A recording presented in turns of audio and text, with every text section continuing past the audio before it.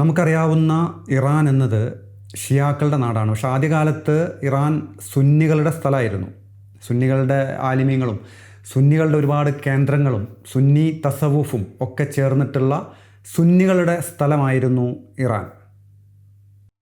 ഇത് അപ്പാടെ മാറി മറിയുന്നത് ഒരു 500 വർഷങ്ങൾക്ക് മുൻപ് മാത്രമാണ്. കൃത്യമായി പറഞ്ഞാൽ 1501. എങ്ങനെയാണ് ഇറാനിലെ സുന്നികൾ മാറി ഷിയാക്കളാകുന്നത്? ഈ ചരിത്രം പറയുമ്പോൾ നമ്മൾ അറിയേണ്ട പ്രധാനപ്പെട്ട ഒരു പേരുണ്ട്. ആ ഒരാളാണ് ഇറാൻ്റെ ചരിത്രം അപ്പാടെ മാറ്റി മറിക്കുന്നത്. നാം ഇന്ന് കാണുന്ന ഇത്നാശ്രികൾ എന്ന് പറയുന്ന ഷിയാക്കളുടെ നാടാക്കി മാറ്റുന്നത്. അതൊരൊറ്റ മനുഷ്യൻ്റെ തീരുമാനമാണ്, ഒരു നേതാവിൻ്റെ തീരുമാനമാണ്. ഇസ്മായിൽ സഫവി, ഷാ ഇസ്മായിൽ സഫവി. ഇതൊരു 1500 വർഷങ്ങൾക്ക് മുൻപുള്ളൊരു കഥയാണ്. അതുവരെ ഇറാനിൽ ഷിയാക്കളൊന്നുമില്ല. നമുക്കറിയാവുന്നതുപോലെ കൂഫയിലും ലബ്നാൻ്റെ ചില പ്രദേശങ്ങളിലും അതുപോലെയുള്ള ചെറിയ ചില സ്ഥലങ്ങളിൽ മാത്രമാണ് ഷിയാക്കൾ ആ സമയത്ത് ഉണ്ടായിരുന്നത്. ഇറാനിലുണ്ടായിരുന്നില്ല. ഈ ഇസ്മായിൽ സഫവിയുടെ പൂർവികർ അവർ പേർഷ്യക്കാരായിരുന്നില്ല, അവർ തുർക്കുകളോ മറ്റോ ആയിരുന്നു. അക്കാലത്തൊക്കെ ഒരുപാട് സൂഫി തരീക്കത്തുകൾ നിലനിന്നിരുന്ന ഒരു കാലഘട്ടമാണ്. അത്തരത്തിൽ പ്രസിദ്ധമായിട്ടുള്ള ഒരു സൂഫി ത്വരീക്കത്താണ് ഈ സഫവിദ് സൂഫി ത്വരീക്കത്ത്.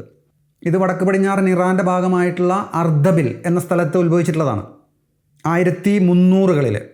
അവിടുന്ന് ഒരു 100-150 വർഷങ്ങൾക്ക് ശേഷം അതേ പരമ്പരയിൽ ജനിച്ചിട്ടുള്ള ഇസ്മായിൽ സഫവി, ആദ്യകാലത്ത് ഇതൊരു സൂഫി സ്പിരിച്വൽ മൂവ്മെൻറ്റ് മാത്രമായിരുന്നു. ഈ ഇസ്മായിൽ സഫവിയുടെ കാലഘട്ടമാകുമ്പോഴേക്ക് ഈ സൂഫീസൊക്കെ പോയി ഇതൊരു പൊളിറ്റിക്കൽ മൂവ്മെൻ്റ് ആയിട്ട് മാറി. ഈ ഇസ്മായിൽ സഫവിയുടെ പിതാവ് ഷെയ്ഖ് ഹൈദർ സഫവി, ഇദ്ദേഹത്തിലൂടെയാണ് ഈ കിസിൽബാഷ് എന്ന പ്രസ്ഥാനം ഉണ്ടാകുന്നത്. ഇത് ഈ സഫവി തരീഖത്തിൻ്റെ ഒരു എവല്യൂഷനാണ്. ഇത് വളരെ വിചിത്രമായിട്ടുള്ള അതേസമയം നിഗൂഢമായിട്ടുള്ള ഒരു പ്രസ്ഥാനമാണ് കിസിൽബാഷ്. ഇവർ ഈ പറഞ്ഞ ഷിയാക്കളുമായിട്ട് ആ സമയത്തും വലിയ ബന്ധമൊന്നുമില്ല. ഇവർ വിചിത്രമാണ് എന്ന് പറയാൻ കാരണം ഇവർക്ക് വളരെ പ്രത്യേകതയുള്ള ഒരുപാട് വിചിത്രമായിട്ടുള്ള ഒരുപാട് വിശ്വാസങ്ങളും ആചാരങ്ങളും ഒക്കെ ഉണ്ടായിരുന്നു. അതായത് കാലവസാനമായിട്ടുണ്ട്, അതുകൊണ്ട് തന്നെ ജനങ്ങൾ ഒരൊറ്റ ഇമാമിൻ്റെ കീഴിൽ നിരക്കണം എന്നാണ്.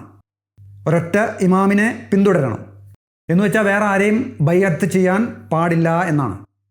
ഇതൊരു മഹദി കൺസെപ്റ്റാണ്.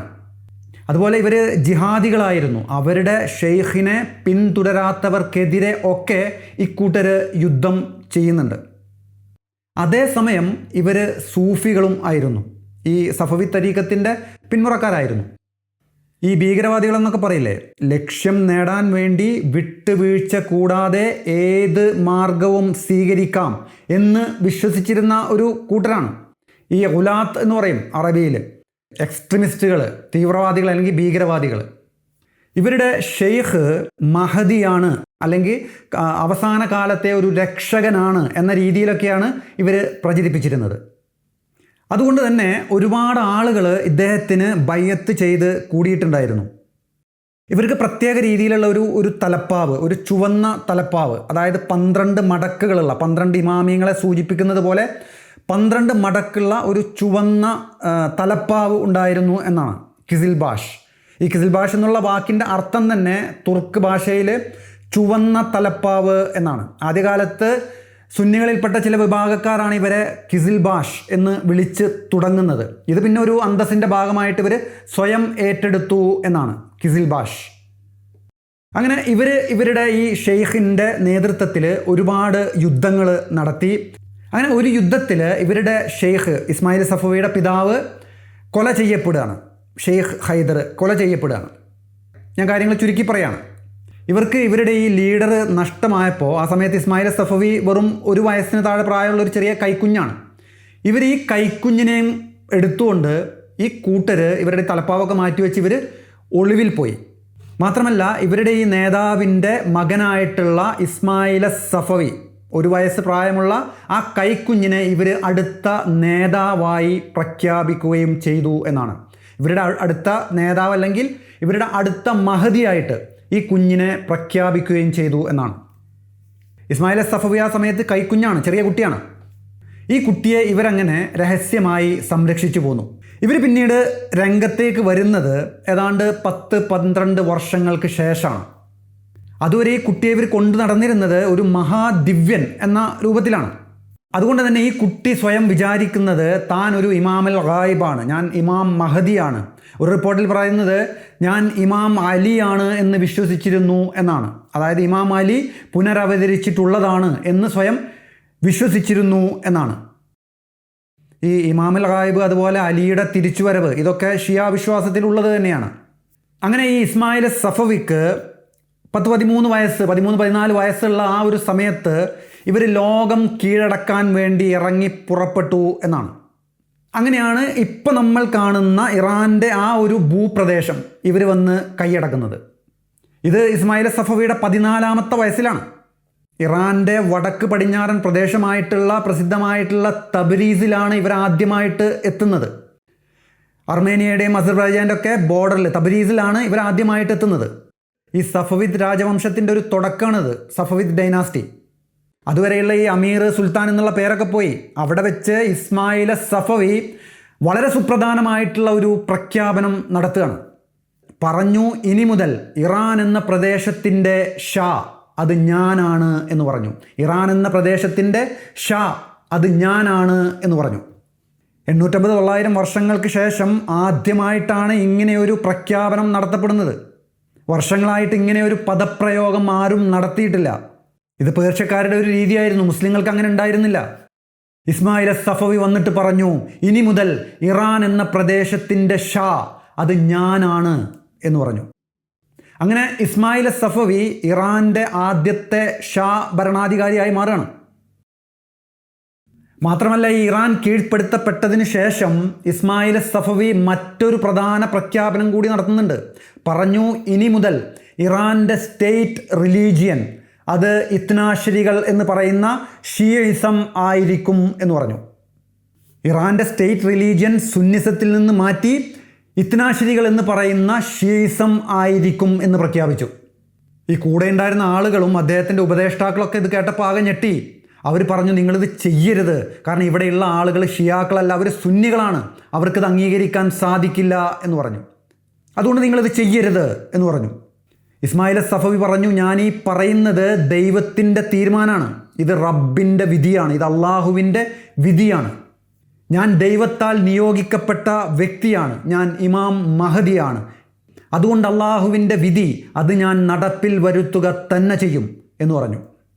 പറയപ്പെടുന്നത് ആ സമയത്താണ് ലോക ചരിത്രത്തിൽ തന്നെ, മനുഷ്യൻ്റെ ചരിത്രത്തിൽ തന്നെ ആദ്യമായിട്ട് ഇത്രയും ക്രൂരമായ മതപരിവർത്തനം നടത്തപ്പെടുന്നത് എന്നാണ്. 15-16 വയസ്സുള്ള ഒരു ചെറുക്കനാണ് ഇതൊക്കെ ചെയ്യുന്നത് എന്ന് ഓർക്കണം. അയാൾ ആ സമയത്തൊരു ഉത്തരവ് പുറപ്പെടുവിക്കുന്നുണ്ട്. എല്ലാ സുന്നി പള്ളികളും ഷിയ പള്ളികളാക്കി മാറ്റണം. എല്ലാ സുന്നി പള്ളിക്കൂടങ്ങളും ഒന്നുകിൽ അടച്ചു പൂട്ടണം, അല്ലെങ്കിൽ ഷിയ മദാരിസുകളാക്കി പള്ളിക്കൂടങ്ങളാക്കി മാറ്റണം. ഉടൻ നടപ്പിൽ വരുത്താൻ വേണ്ടി ഉത്തരവിടുന്ന മാറ്റങ്ങളാണ്. കൂട്ടത്തിൽ അതുമുതൽ എല്ലാ ഖുതുബയിലും ഒരു വരി കൂടി കൂട്ടിച്ചേർക്കണം. അതായത് സുന്നികളുടെ ആദ്യത്തെ 3 ഖലീഫമാരായിട്ടുള്ള അബൂബക്കർ, ഉമർ, ഉസ്മാൻ എന്നിവരെ ഖുതുബയിൽ പരസ്യമായി ശപിക്കുന്ന ഒരു വരി കൂടി ചേർക്കണം. ഇറാനിലെ എല്ലാ മുതിർന്ന പണ്ഡിതന്മാരും ഇത് ചെയ്യാൻ ബാധ്യസ്ഥരായിരുന്നു. അതല്ലെങ്കിൽ ഒന്നുകിൽ അവരെ നാട് കടത്തും, അതല്ലെങ്കിൽ അവരെ തടവിലാക്കും, അതുമല്ലെങ്കിൽ അവരെ കൊന്നുകളയും. ഇതായിരുന്നു നിയമം. ഈ ഓട്ടോമാന്മാർ ഭരിച്ചിരുന്ന കാലമാണിത്. അവരിൽ നിന്ന് വ്യത്യസ്തമായിട്ടുള്ള ഒരു ഭരണരീതി, ഒരു വ്യത്യസ്തമായ വിശ്വാസ രീതി, ഇതാണ് ഇറാൻ്റെ പ്രദേശത്ത് ഇസ്മായിൽ സഫവി നടപ്പിൽ വരുത്തിയത്. ആദ്യ ഖലീഫമാരെ പരസ്യമായിട്ട് ശപിക്കാൻ വിസമ്മതിച്ച ആയിരക്കണക്കിന് മുതിർന്ന ആലിമീങ്ങളെ, പണ്ഡിതന്മാരെ ഇവർ കൊന്നുകളഞ്ഞു. കുറേ ആലിമീങ്ങളെ ഇവർ നാട് കടത്തി. കുറേ പേര് സ്വയം ജീവരക്ഷാർത്ഥം നാട് വിട്ട് ഓടിപ്പോയി. ഇവരെ എതിർത്ത ആയിരക്കണക്കിന് ആളുകളെയും ഇമാമിയങ്ങളെയും ഇവർ തടവിലാക്കി. ഈ സമയത്ത് അവിടെ ആവശ്യത്തിനുള്ള ഷിയ പണ്ഡിതന്മാർ, ഈ ഷിയ വൈദികന്മാരുണ്ടായിരുന്നില്ല.